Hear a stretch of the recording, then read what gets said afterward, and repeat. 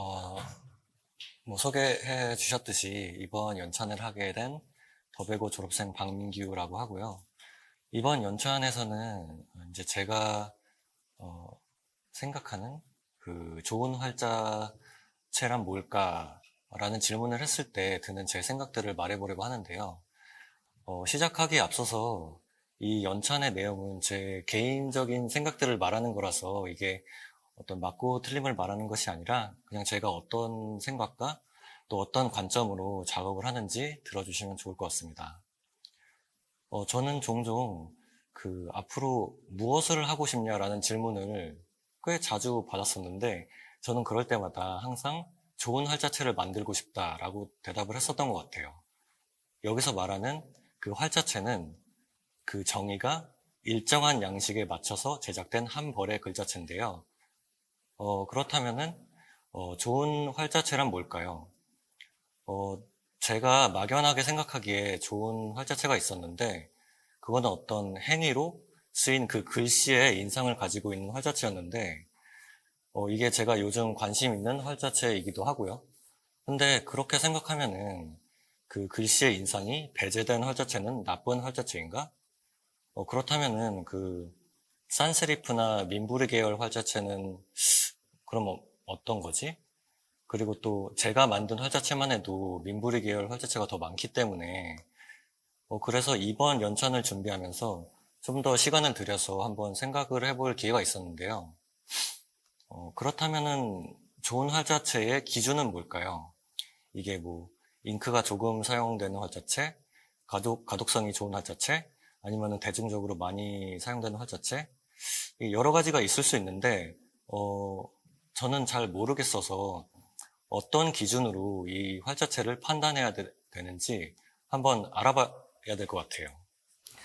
그래서 요즘 우연치 않게 이 문화라는 거에 대해서 좀 리서치를 해야 될 일이 있었는데 거기서 찾았던 이 문화에 대한 정의가 어떤 일정한 목적 또는 생활 이상을 실현하고자 사회 구성원에 의해 이룩하여낸 물질적, 정신적 소득을 통틀어 이루는 말인데요.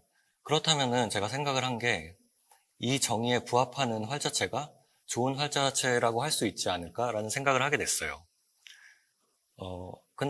그렇다면은 이 정의를 접목시켜 보자면은 우리가 이 활자체를 통해서 실현하고 싶었던 목적 또는 생활 이상이 뭐였을까요? 제가 생각하기에는 이 효율적인 의사소통이었던 것 같은데, 그러니까 짧은 시간 안에 그리고 많은 사람들에게 정확히 내용을 전달하는 거죠. 근데 이게 만약 그 좋은 활자체를 판단하는 기준이 된다면 여기서 활자 디자이너의 역할은 무엇일까요? 좀 더 적나라하게 말하자면은 활자를 통해 실현하고 싶은 그 목적이나 그 이상이 어떤 효율적인 의사소통이라면은 그 목적을 충족시킬 수 있는 굉장히 소수의 활자체만 있지 않을까라는 생각을 하게 됐는데 여기서 또 어떤 사람들은 이 의견에 반대하면서 음악에 비교하기도 하는데요. 그들은 이 세상에 엄청나게 많은 음악들이 있고 또 지금도 다양하게 매일매일 이 새로운 음악들이 생산되고 있는데 왜 활자체라고 그러면 안 되냐라고 반문을 하는데 근데 저는 여기서 음악을 활자체하고 1대1로 비교하기엔 무리가 있어 보여요. 왜냐하면 활자체는 어떤 기능적인 필요에 의해서 만들어진 도구지만 음악은 그렇지 않잖아요.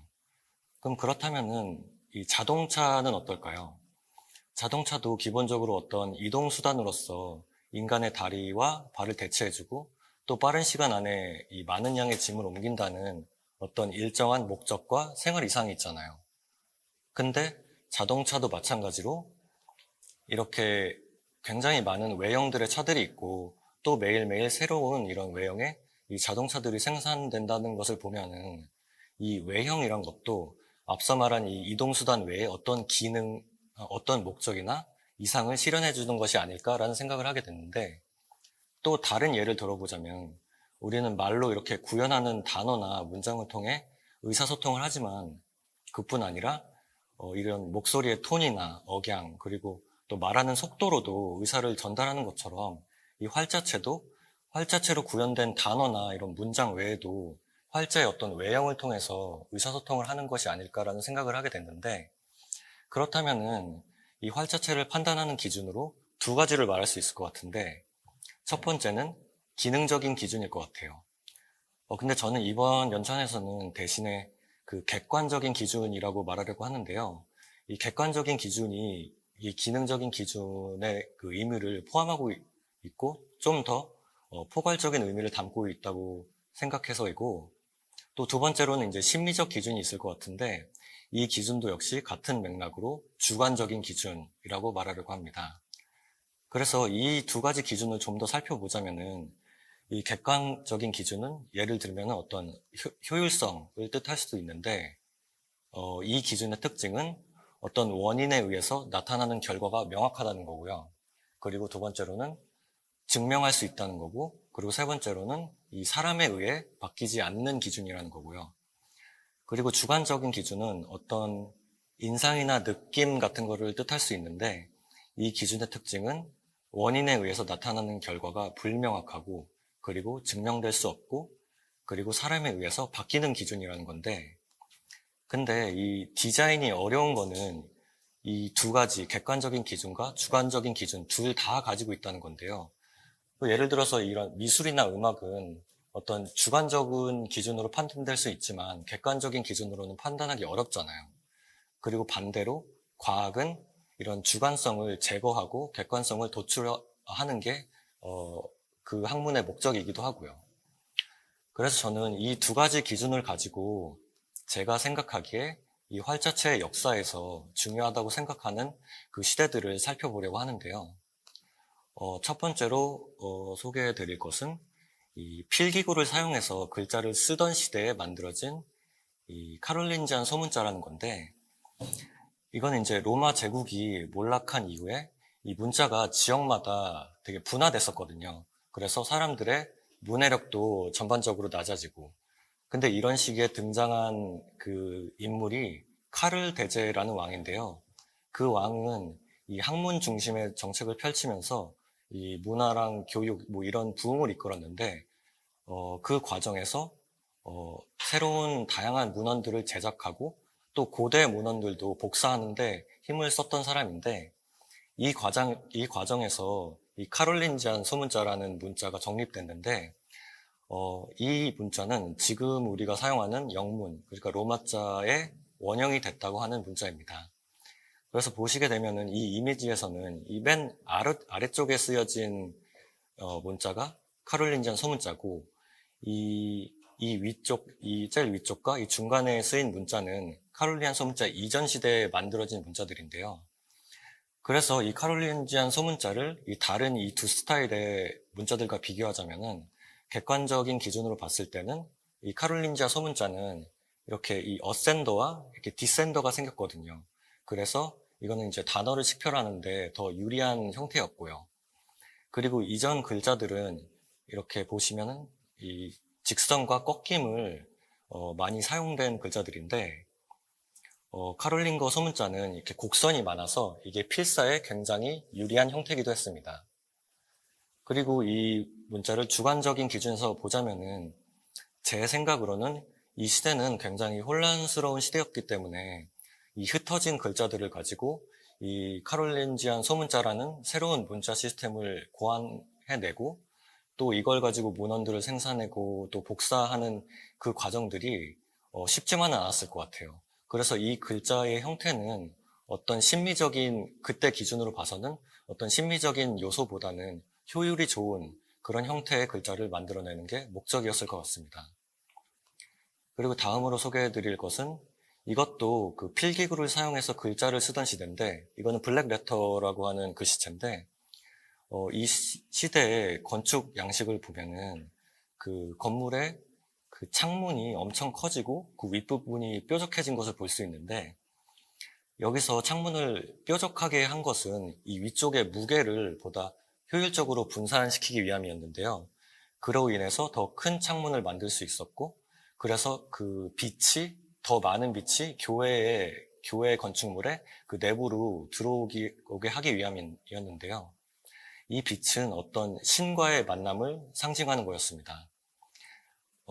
그래서 이런 건축 양식이 결국 이 글씨의 형태로도 접목된 것으로 보이는데, 이 글씨체를 객관적인 기준에서 보자면은 이 블랙레터는 글자의 속공간과 그 글자 사이 간격이 좁아서 정해진 지면에 많은 글자를 쓸 수 있다는 효율성이 있고요. 그리고 이거를 주관적인 기준으로 보자면은 이 뾰족한 이 형태가 이 건축에서는 어떤 구조적으로 효율적인 기능을 하는 형태지만 이게 블랙 레터에 와서는 그런 기능적인 요소들은 제외된 채 오직 어떤 심미적인 신과의 만남을 상징하는 그런 의미만을 가져온 것으로 보입니다.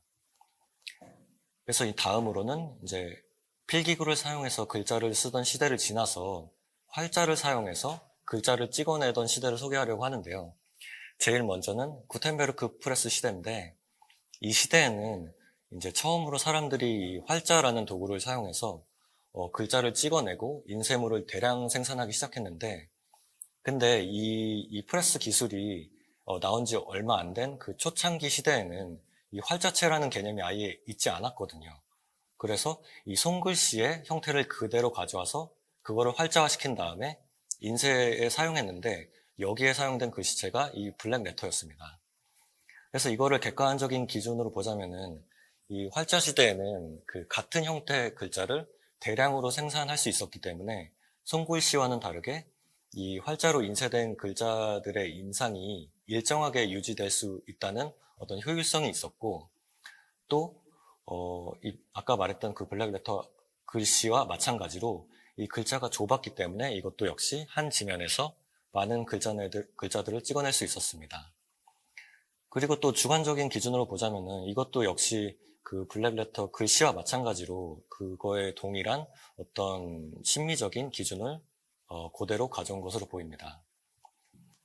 다음으로 소개해드릴 것은 이 이탈리안 르네상스 시대인데 이 이탈리아 사람들은 고대 로마 시대, 그러니까 기원전 8세기부터 서기 5세기 때의 그 문화를 굉장히 동경했는데 그래서 그 시대에 어떤 미술이나 건축 양식, 문헌 같은 것을 그런 작업들을 다시 찾아내고 그리고 이거를 그 르네상스 시대의 어떤 논리적이고 현대적인 감각으로 더 발전시키려고 하는 시도가 있었던 걸로 보이는데 근데 이 활자체도 그런 흐름 안에 있었던 걸로 보입니다. 그래서 그들에게 영감을 준 그 고대 로마 시대 때 글자로는 이 위쪽 상단에서 보이는 오른쪽에 보이는 이 금석에 새겨진 대문자 이거는 캐피탈리스 루스티카라고 하는데요. 이런 글자들도 있었고 또 카롤린지안 소문자도 있었는데 근데 그들이 이 착각을 했었던 거는 이 카롤린지아 소문자는 그들이 생각했던 그 로만 앤티크 때 시대에 그러니까 기원전 8세기에서 서기 5세기 때 쓰인 글자가 아니라 훨씬 나중에 쓰여진 9세기에서 10세기 사이에 만들어진 글자인 거죠. 그래서 그들이 이 부분을 좀 착각했던 것 같은데 근데 여튼 간에 그들의 어떤 논리적이고 이 현대적인 감각으로 제작한 대표적인 활자가 이 니콜라스 젠슨이라는 사람이 만든 이 오른쪽 아래에 보이는 이 활자체인데 이 글자를 자세히 살펴보면은 이 획의 끝나는 부분이 그 더블 세리프 형태인 것을 발견할 수 있는데 이 더블 세리프라는 것은 이제 양쪽으로 그 세리프가 뻗어진 그 형태를 뜻하는 건데 이 형태는 아까 이 금석에 새겨진 대문자에서 볼 수 있는 거였고 그리고 이 요소를 그 카롤링거 소문자에 접목시킨 거라고 볼 수 있습니다. 그래서 이 글자를 객관적인 기준에서 보자면은 이 필사시대 때 그 잉크를 찍어가지고 그 필기구에 의해서 생긴 그 글씨들은 대부분 획이 굉장히 두꺼운데 이제 활자 시대로 넘어오면서 그 금속 활자의 어떤 물성에 맞게 이런 불필요한 획의 두께가 줄어들었다는 것이고 또 그로 인해서 잉크의 사용도 줄일 수 있었습니다. 그리고 이 활자체를 주관적인 관점에서 보자면은 이 소문자에 생긴 이 더블 세리프는 원래 이 손글씨에는 나올 수 없는 형태거든요. 왜냐하면 손으로 이렇게 글씨를 쓰면은 한쪽으로밖에 이 세리프가 생기지 않기 때문인데 그래서 이런 이 형태는 어떤 이탈리안 휴머니스트들의 어떤 주관적인 의도가 반영된 결과라고 할 수 있습니다. 그리고 또 흥미로웠던 거는 그 시대의 휴머니스트들은 이 글자도 이렇게 위쪽에서 볼 수 있는 것과 같이 어떤 수학적이고 논리적인 관점에서 접근했는데, 근데 이 관점에서 본다면은 이 아래에 보이는 이 소문자의 이런 어떤 이런 논리적인 형태, 뭐 이성적인 형태, 이런 형태가 나오는 게 자연스러운데, 그들도 이 시대에 이런 어떤 이상한 형태가 그들에게도 어색하게 느껴졌는지, 손글씨의 특유의 어떤 자연스러운 부드러운 인상이 남겨진 이런 활자체를 만들어냈습니다. 그리고 다음으로는 이 펀치 커팅 시대인데, 이거는 이제 구텐베르크 프레스 시대와 이 이탈리안 르네상스 시대, 이 두 시대도 물론 펀치 커팅을 사용한 시대긴 하지만, 또 중요하게 짚고 넘어가야 될 부분이 있어서 언급하는 건데, 이 시대에는 이 활자를 일일이 손으로 깎아야 됐었거든요. 그래서 여기에 주목할 점은 이 활자를 크기마다 그 형태를 수정했다는 건데, 예를 들어서 큰 활자를 인쇄할 때는 그 디테일이 너무 잘 보이니까 획을 더 섬세하게 다듬고, 또 획의 굵기도 좀 더 얇게 표현했어야 됐는데, 그 반대로 이 작은 활자는 획이 너무 얇거나 그 세리프를 너무 정교하게 만들어버리면 인쇄했을 때 오히려 그 획이 잘 안 보이거나 잉크가 그 뭉쳐 보일 수 있거든요. 그래서 그에 맞게 획을 좀 더 굵게 만들고 또 디테일도 단순한 형태로 수정한 거죠. 그래서 예시로 보여드리는 거는 이거는 1530년도에 제작된 가라몬드 활자체인데, 보시는 것처럼 이 크기별로 이게 형태가 조금씩 다르게 조달된 것을 볼 수 있는데, 그래서 이 형태들을 그에 지정된 크기에 맞게 조절하면은 이렇게 일정한 어떤 인상을 보여준다는 것을 확인할 수 있습니다. 그래서 이거를 객관적인 기준으로 보면은 크기가 달라져도 이 활자체가 동일하게 보인다는 거고, 그리고 이 기술은 요즘 말로 표현하면 옵티컬 사이즈라고 합니다. 그리고 주관적인 기준에서 이 활자체를 보자면은 이것도 마찬가지로 그 크기가 달라져도 어떤 미감이 일정하게 유지된다고 볼 수 있을 것 같습니다. 그리고 다음 시대로는 이 바우하우스 시대인데, 이 시대를 떠올릴 때마다 자주 언급되는 문구가 있는데, 그거는 이제 forms follows function인데, 이거를 이제 해석하자면 형태는 기능을 따른다는 말이죠. 근데 이 시대 사람들은 이 활자체도 동일한 시각으로 바라봤던 것 같은데, 그래서 이 글자가 제 역할을 하는 데 있어서 불필요한 형태는 모두 제거하려고 한 거죠. 그래서 지금 보시는 것과 같이 이 이미지에서는 이거는 이제 바우하우스의 가치관을 아주 잘 보여주는 대표적인 활자체인데, 이건 이제 허버트 바이어라는 디자이너가 만든 유니버셜이라는 활자체입니다. 그래서 이거를 객관적인 기준으로 본다면 아까 말했듯이 글자는 어떤 글자로서의 기능만 하면 됐기 때문에 이런 획의 두께 변화나 세리프 같은 그 장식적인 요소가 제거됐고, 또 정원과 직선만을 사용해서 이 활자체를 제작했습니다. 그리고 이 주관적인 기준은 이 시대는 오히려 그 주관적인 표현이 배제의 대상이었죠. 그래서 다음 시대로 넘어가면은 이제 디지털 활자 시대인데, 이 디지털 활자 시대에 들어오면서 이 활자 디자이너들이 그 작업 방식에도 되게 큰 변화가 생겼는데, 사실 이런 변화는 그 사진 식자나 그 판토그라프 같은 기술이 등장하면서부터 시작되긴 한 건데, 이 컴퓨터가 본격적으로 사용되기 시작하면서 손으로 직접 활자체를 제작해야 되는 과정이 거의 필요 없어진 거죠. 그래서 보시는 거는 이제 초기 디지털 시대에 사용된 이 비트맵 활자인데, 이 활자체는 한번 디지털화해 놓으면 그 자체로는 더 이상 추가 제작을 할 필요가 없었는데, 근데 하지만 이 해상도나 어떤 다른 크기의 활자체가 필요했을 때는 또 그에 맞춰서 새로 제작을 해야 됐기 때문에 여전히 제약은 많았습니다. 그리고 이 오른쪽 아래에 보이는 이 이미지는 이 가라몬드 활자체를 비트맵 활자화 시킨 건데, 이거를 이제 객관적인 기준으로 본다면 당시에 이 컴퓨터 기술이 그렇게 좋지 않아가지고 이 픽셀 그리드라는 한계가 있었기 때문에 이 활자체의 형태를 정확하게 구현하는데 한계가 있었고요. 그리고 주관적인 관점에서 보자면 이것도 마찬가지로 이 픽셀이라는 기술적인 한계 때문에 이 이전 시대에 만들어진 이 가라몬드라고 하는 정교한 이 활자체의 형태를 비트맵 환경으로 옮겼을 때 그 형태가 되게 어색해 보이고 이상해 보이는 거죠. 근데 현재는 이 컴퓨터로 활자체를 구현하는 기술이 정말 많이 발전해가지고 이 활자체의 곡선이나 아주 작은 디테일까지도 정확하게 표현할 수 있게 됐는데요. 이거는 이 오른쪽 상단에 보이는 이 베지어 커브라는 기술이 생겼기 때문인데 이 기술 덕분에 예전에는 활자체로 이 픽셀 단위로 만들었다면은 이제는 그 아웃라인 기반의 활자체를 제작할 수 있게 됐고 또 자유롭게 그 형태를 구현할 수 있게 된 거죠. 그리고 이 기술 덕분에 크기별로 따로 이 활자체를 제작할 필요 없이 원하는 대로 자유롭게 확대하거나 축소할 수 있었는데요. 이걸 이제 객관적인 기준에서 보자면은 이 말했듯이 베지어 커브 기술 덕분에 이 섬세한 디테일이나 곡선을 표현할 수 있게 됐고, 그리고 이 활자체를 비례적으로 확대하거나 축소할 수 있게 됐다는 건데, 하지만 이걸 주관적인 관점에서 보자면은 이렇게 비례적으로 크기를 조절하다 보면은 아까 펀치 커팅 시대에서 언급한 것과 같이 오히려 이 활자의 인상이나 어떤 분위기가 달라질 수 있게 되는 건데요. 그래서 맨 처음에 의도된 어떤 미감과는 다르게 느껴질 수도 있는 거죠.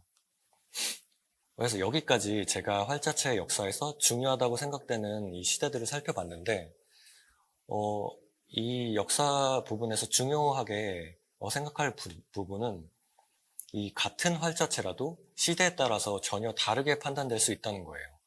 그리고 이런 차이는 결국 그 시대에 따라 변하는 가치관과 그 기술의 발전에 따라서 달라지는 건데요. 그러니까 쉽게 말해서 이 활자체도 시대가 바뀌면 그에 맞게 달라질 수밖에 없다는 거죠. 그러니까 예를 들어서 아까 그 손글씨의 흔적이 손글씨를 사용해가지고 그 잉크로 그 필기구로 쓰여진 그 흔적이 그대로 남아있는 카롤링거 소문자가 있었잖아요. 그 소문자의 형태는 그 시대 당시에 객관적인 기준으로 봤을 때 효율적인 글자의 형태라고 할 수 있는데, 왜냐하면 손글씨로 쓰기 편한 형태였거든요. 근데 하지만 현재 그 활자체가 구현되는 그 기술이 훨씬 발전한 지금 시대에는 이런 손글씨의 흔적이 오히려 그 객관적인 기준에서는 그리 효율적이지 않은 형태라고 볼 수 있습니다. 하지만 반대로 이 주관적인 기준에서는 손글씨의 이런 유기적인 형태가 오히려 가치 있게 느껴질 수도 있는데, 왜냐하면 요즘에는 대부분 이 펜이나 연필처럼 획 변화가 거의 없는 필기구를 쓰기 때문에 이 카롤린지안 소문자의 형태가 오히려 특별하게 느껴질 수도 있습니다. 근데 제가 여기서 한 가지 헷갈렸던 거는, 이거는 그 내용이랑은 그렇게 상관없는 건데, 어떤 기술이 발전했기 때문에 이 사람들이 이 디자인을 보는 어떤 판단 기준이 달라진 건지, 아니면은 이 사람들이 이 세상을 보는 어떤 기준이 먼저 바뀌었기 때문에 그 욕구를 채우기 위해서 이 기술이 발전한 건지는 아직도 좀 의문이긴 한데 이거는 좀 더 알아봐야 될 것 같고요. 그리고 이제 다음 내용으로는 이제부터는 제가 작업한 활자체들을 이제 소개하면서 그 당시에 어떤 생각으로 또 어떤 기준을 작업했는지 소개하고, 그리고 이제 제가 생각하기에 좋은 활자체가 뭔지 정리를 해보려고 합니다. 저는 미국에서 처음으로 이 시각 디자인을 접했는데 그곳은 이제 로마자 문화권이다 보니까 자연스럽게 이 서양 타이포그래피를 통해서 이 활자체를 접하게 됐는데, 그 당시에는 이 활자체보다는 활자체를 사용하는 조판, 그러니까 타이포그래피 작업에 더 많은 관심이 있었는데요. 그래서 그런지 제가 이 대학 시절에 했던 대부분의 작업들은 타이포그래피 중심의 작업이었습니다.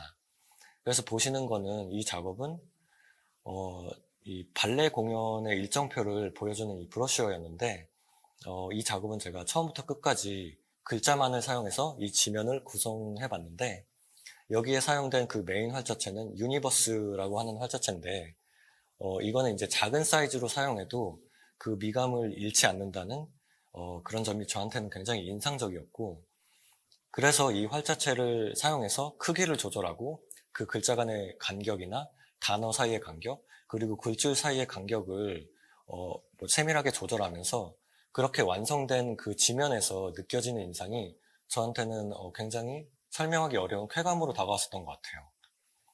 그래서 이런 경험들 덕분에 아까 말했듯이 저는 이제 한 글자의 단위보다는 이 많은 글자가 사용된 어떤 단락 위주의 작업에 더 흥미를 가지게 됐고, 또 자연스럽게 어떤 레터링이나 제목용 활자에는 큰 관심이 안 갔던 것 같아요.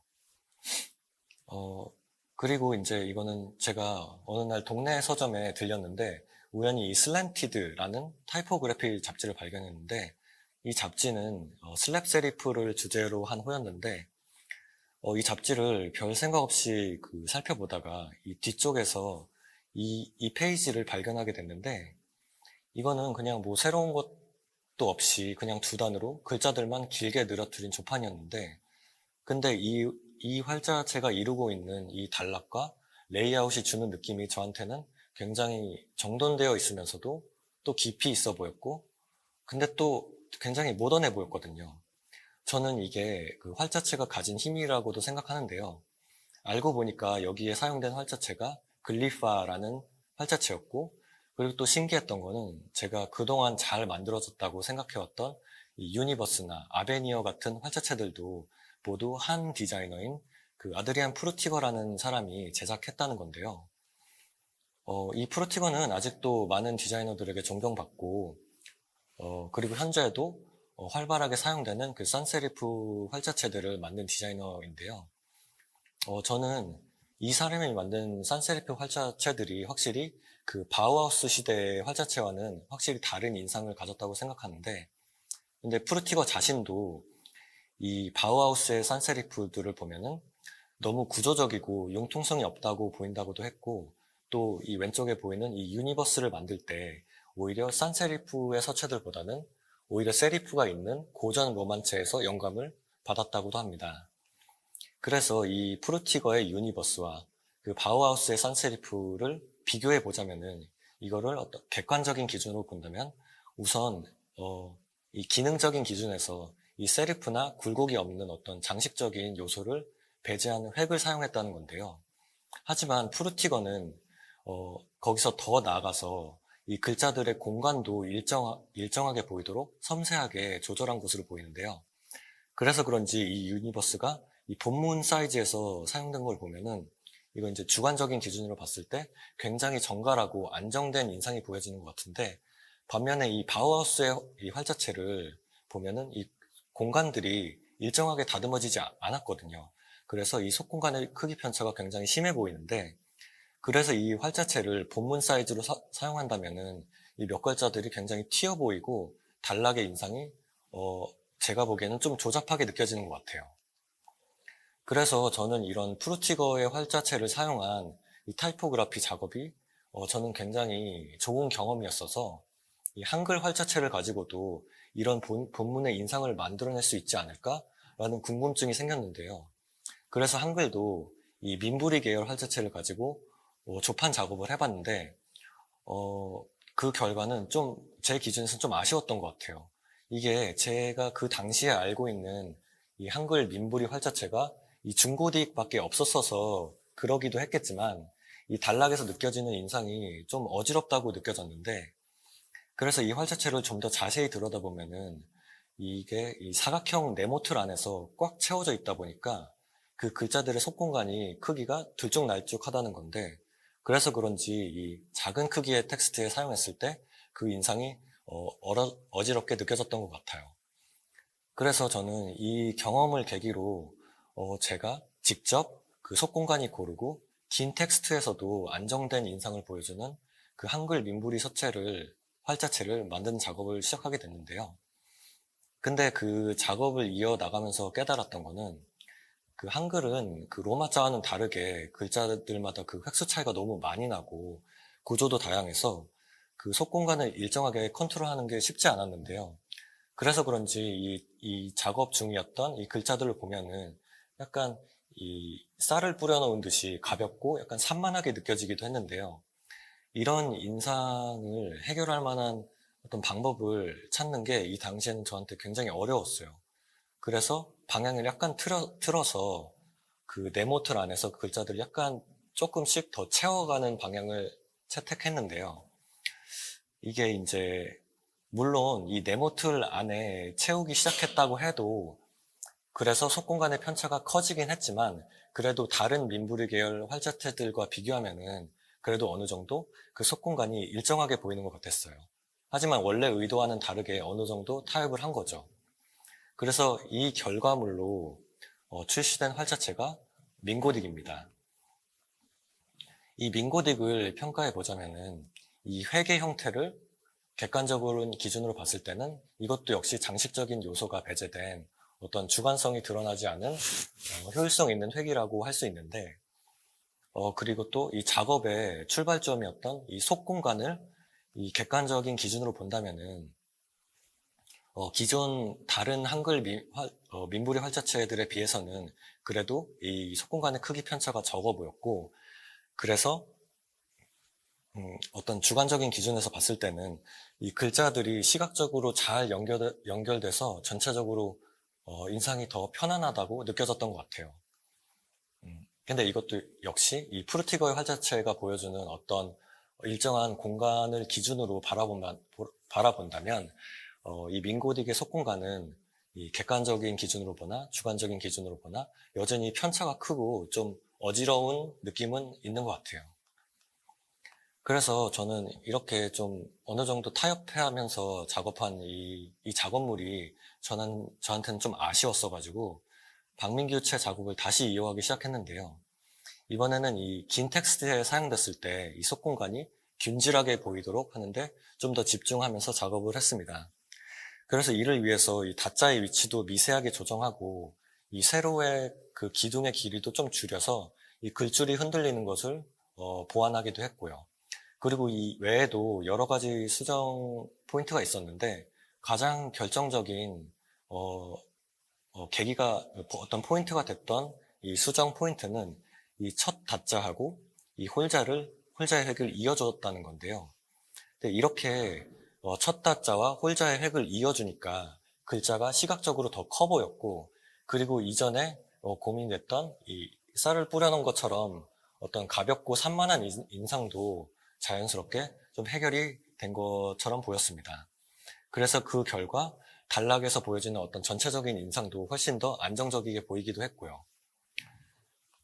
그래서 이 박민규체를 객관적인 기준에서 보자면은 민고딕과 비교했을 때는 그 속공간의 크기 편차가 눈에 띄게 줄어든 것을 볼 수 있고요. 그리고 이 주관적인 기준에서 보자면은 이 속공간의 편차가 적기 때문에 이 본문 사이즈에 사용했을 때 좀 더 정갈하고 안정된 인상이 보이기도 했지만 아무래도 이 속공간을 맞추다 보니까 오히려 이 글자의 바깥 공간에 상대적으로 좀 비어 보이는 글자들이 생겼거든요. 그로 인해서 이 글줄은 살짝 불안해 보이기도 했습니다. 그리고 이제 다음 작업으로는 제가 어느 날 이 Theory of Type Design이라는 책에 이 본문에 사용된 활자체를 보게 됐는데요.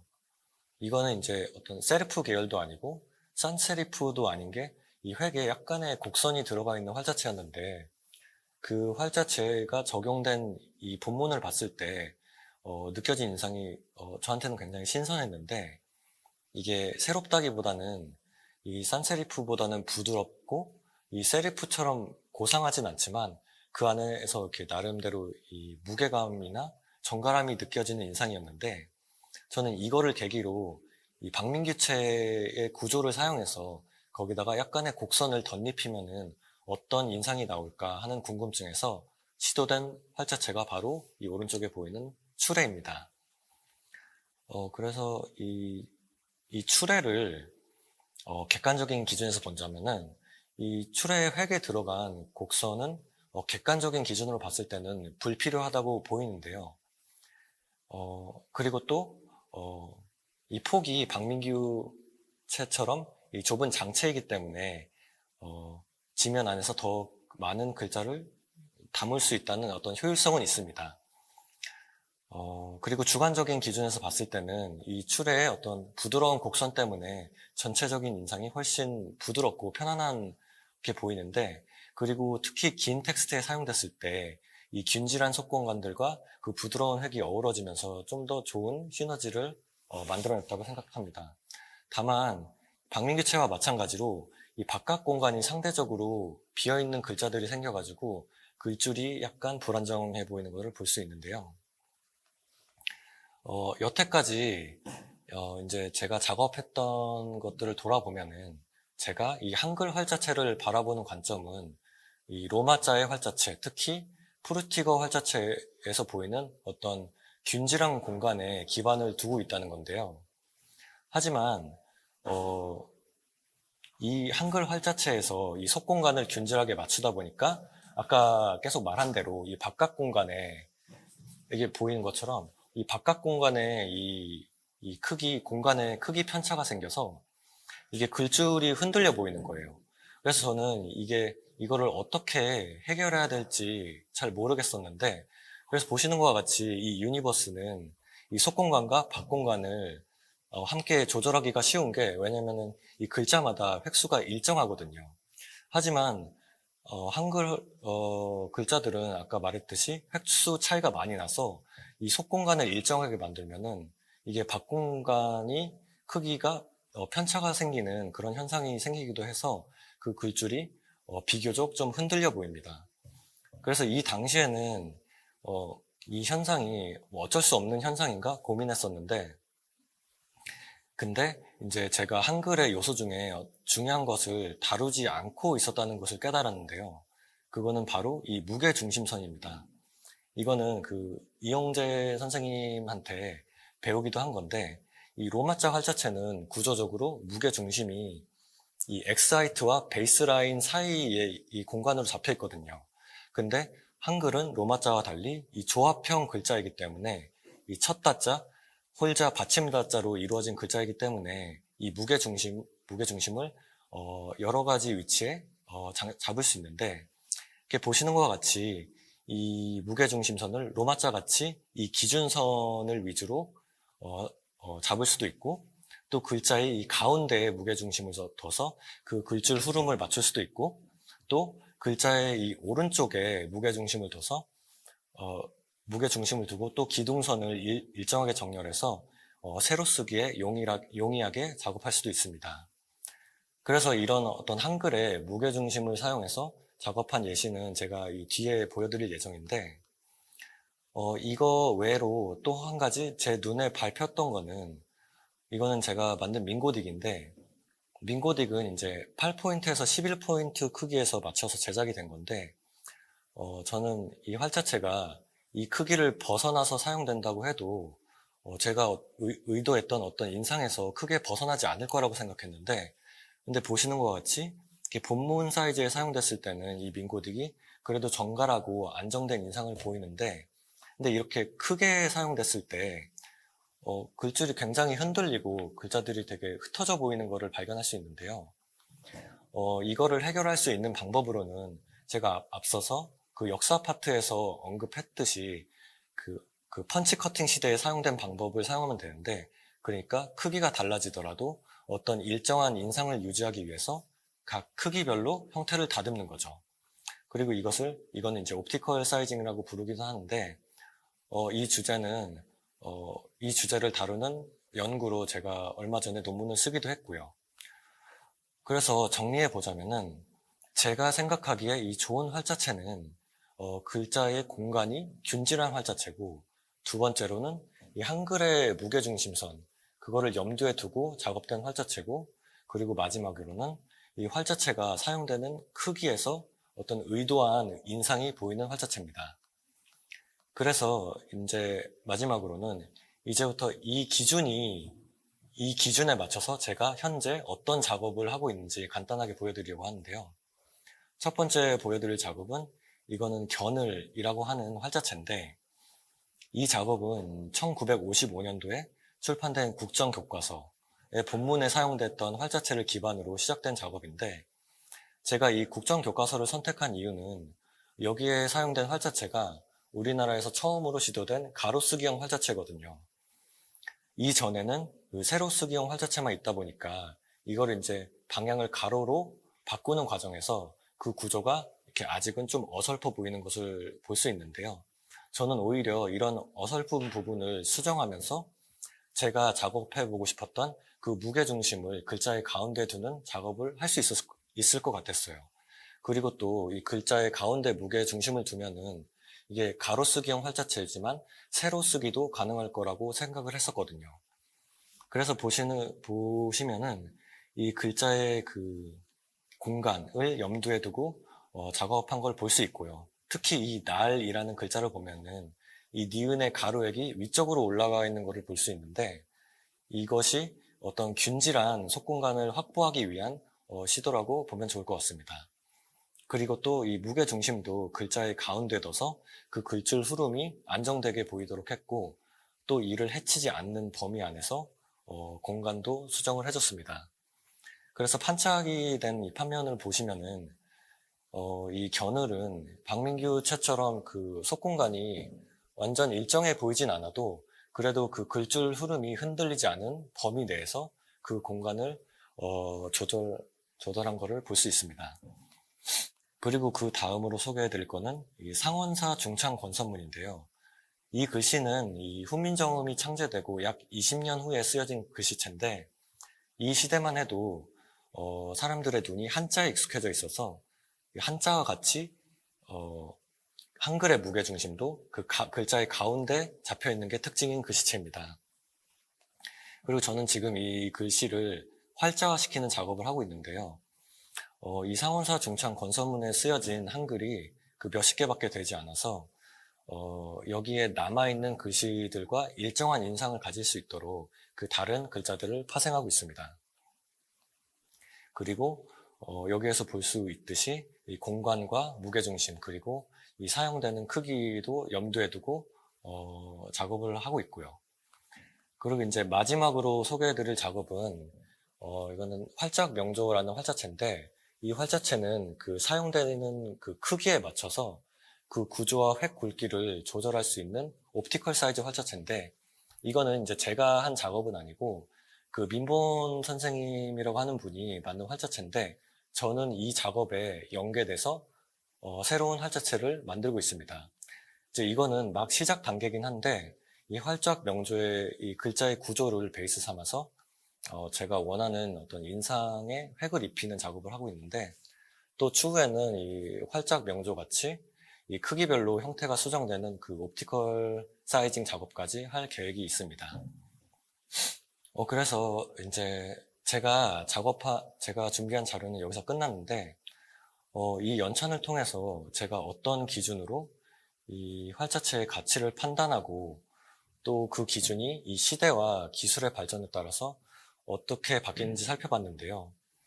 또 그 기준을 토대로 지금까지 출시한 작업들을 바라보면서 제가 한글 활자체를 어떻게 바라보고 있었고 또 앞으로 어떤 기준을 두고 작업해야 되는지 알 수 있는 그런 계기가 됐었던 것 같아요. 여기까지가 제 발표인데 이 내용이 저한테도 아직은 좀 어려웠어서 아직 생각들을 정리하고 있는 단계고 그래서 약간 좀 두서없이 들렸을 수도 있는데 그래도 이렇게 오랜 시간 동안 들어주셔서 감사합니다. 네.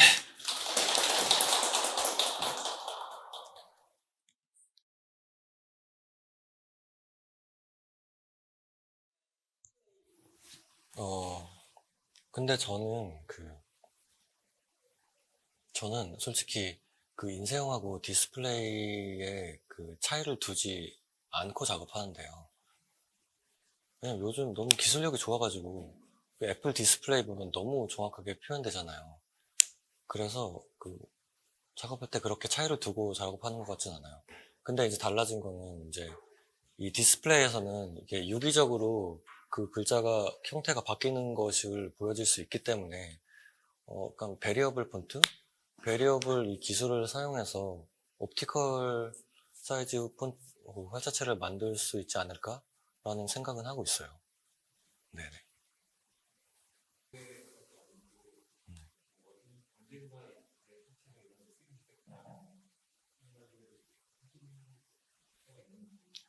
그러니까 저는 이 발표에서도 말씀드렸듯이 그 사이즈가 더 중요한 것 같아요. 어떤 매체보다는 왜냐면은 저도 이제 뭐 모든 매체를 이 활자체를 적응해 본 게 아니기 때문에 어떤 매체에 적용됐을 때 이 활자체가 더 살아나면은 저한테는 너무 좋은 일인 것 같은데 근데 이제 그 크기를 다르게 사용을 해버리면은 제가 의도했던 인상이 달라지기 때문에 그 생각보다 차이가 크거든요.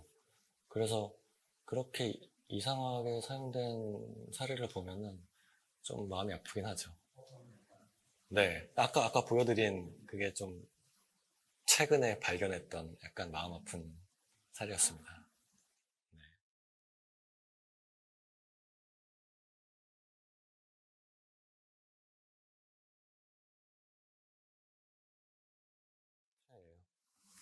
최애는, 저는 그 로마자 타입을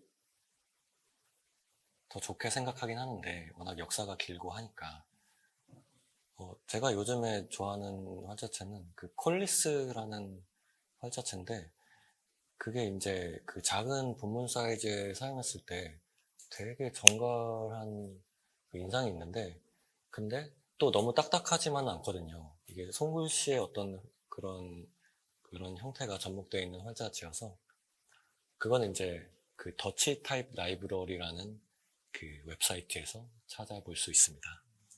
네.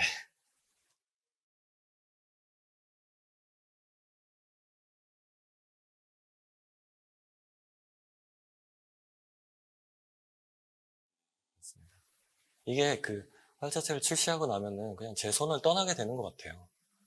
그래서 그냥 그거를 사용하는 사람들의 그냥 몫인 것 같아가지고 그냥 잘 사용되기만을 바랄 뿐이죠. 네.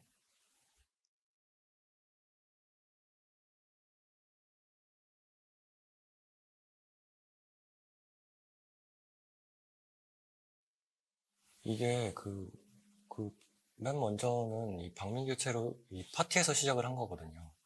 출시하기까지는 꽤 걸렸던 것 같아요. 왜냐면 중간에 뭐 일도 하고 뭐 이것만 잡고 있었던 게 아니라서 한 4년 정도 걸렸던 것 같은데 근데 이제 민고딕이 완성되고 어느 정도 완성되고 이 추레를 작업하는 거는 이거는 뭐 한 6개월? 별로 안 걸렸던 것 같아요. 왜냐면 뼈대가 딱 있으니까 네, 훨씬 더 쉬웠던 것 같아요. 네.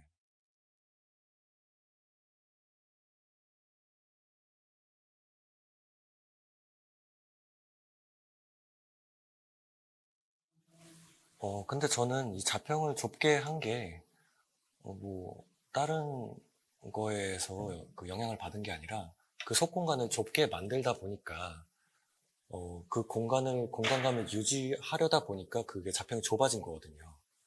그래서, 어, 그냥 그런 활자체라고 생각을 하는 것 같아요. 어떤 시대에 따라서 그게 좀, 뭐 어떻게 그게 사람들에게 느껴질지는 잘 모르겠는데, 저는 개인적으로 그 기준에 따라서 작업을 했기 때문에, 이 어떤 시대에 따라 저한테는 다르게 느껴지는 것 같진 않아요.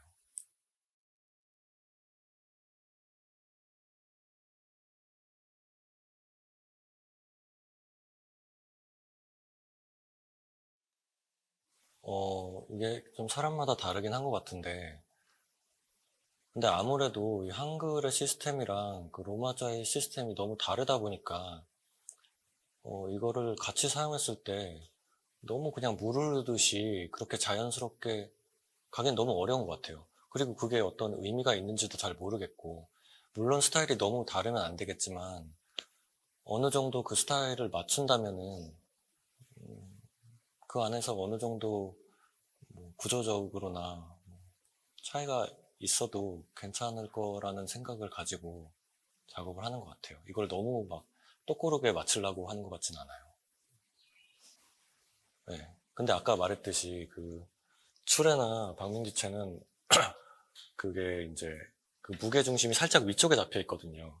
근데 이제 로마자는 이 엑사이트 베이스라인 그 사이에 그 무게 중심이 잡혀 있다 보니까 이걸 같이 짰을 때 좀 이 한글은 위에 있고 약간 영문은 밑에 있는 느낌이거든요. 그래서 이거를 작업할 때는 이 위치를 살짝 조절해서 작업하긴 하는데, 그래도 어쩔 수 없이 이 무게중심의 그 다른 게 느껴지긴 하는 것 같아요. 근데 저는 괜찮습니다. 네.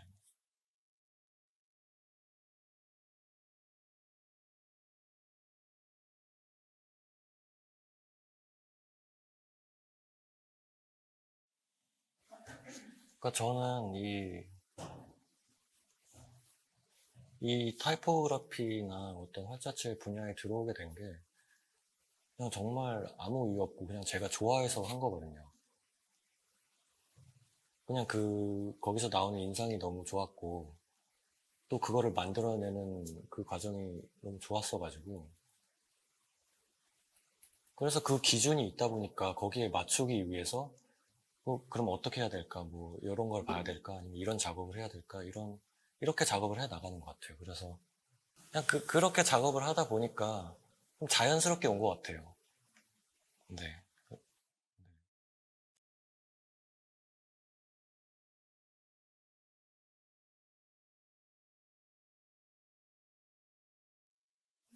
제가요. 제가 만든 활자체를. 그렇죠. 타이포그래피 작업을 뭐 학교 다닐 때는 뭐 작업으로 했어야 되는 일이 있었는데 지금은 뭐 그럴 일이 많지는 않아가지고 그걸 막상 많이 사용해보진 않는 것 같아요. 네.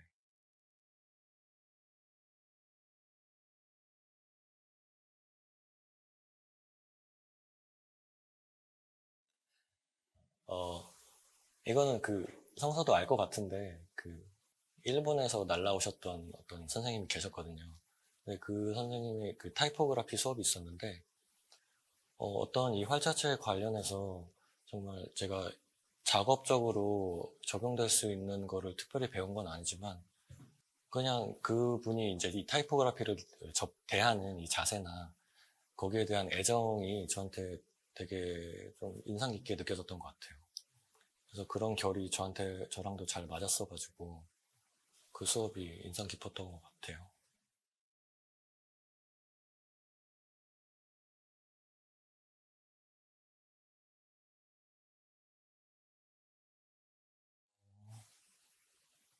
근데 저는 한글은 굉장히 특이한 문자라고 생각해요.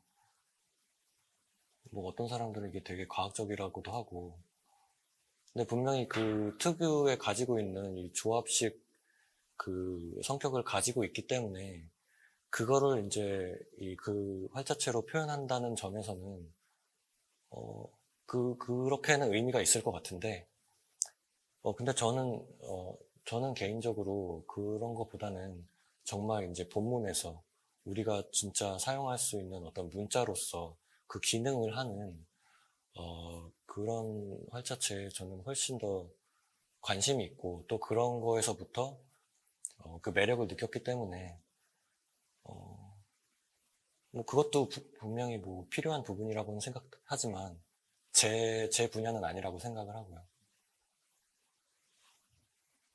네, 그렇습니다.